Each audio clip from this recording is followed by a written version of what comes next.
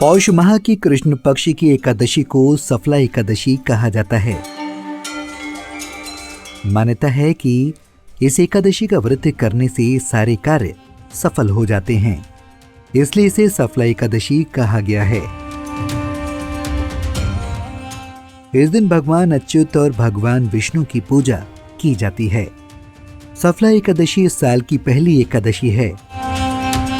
इस बार सफला एकादशी 7 जनवरी 2024 को मनाई जाएगी। सफला एकादशी के दिन व्रत करने से घर में सुख समृद्धि का वास होता है। सफला एकादशी पौष माह की कृष्ण पक्ष की तिथि को मनाई जाएगी।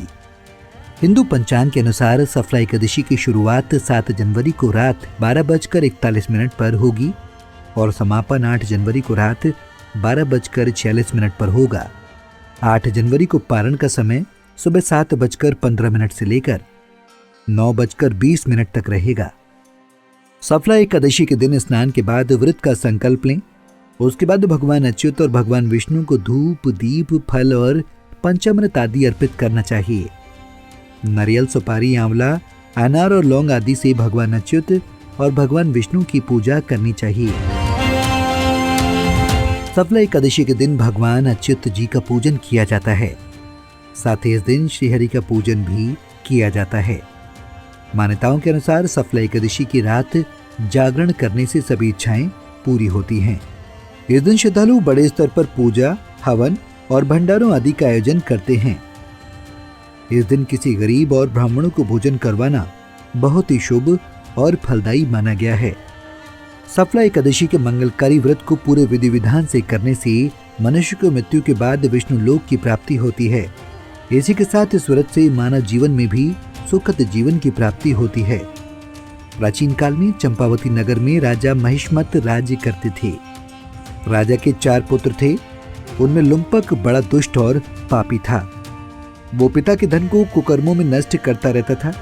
एक दिन दुखी होकर राजा ने उसे देश निकाला दे दिया, लेकिन फिर भी उसकी लूटपाट की आदत नहीं छूटी। एक समय उसे 3 दिन तक भोजन नहीं मिला।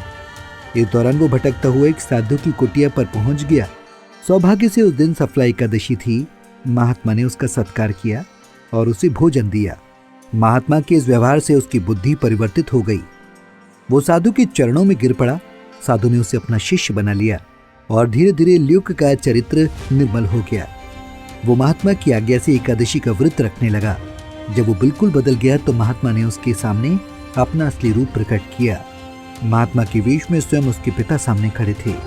इसके बाद लुम्पक ने राजकाज संभालकर आदर्श प्रस्तुत किया और वो आजीवन सफला एकादशी का व्रत रखने लगा। दोस्तों, उम्मीद करते हैं आपको जानकारी पसंद आई होगी। पसंद आई हो तो वीडियो को लाइक और कमेंट करें और हमारे YouTube चैनल को ज्यादा से ज्यादा सब्सक्राइब करें और ऐसी ही जानकारी के लिए जुड़े रहें संस्कृति टीवी के साथ।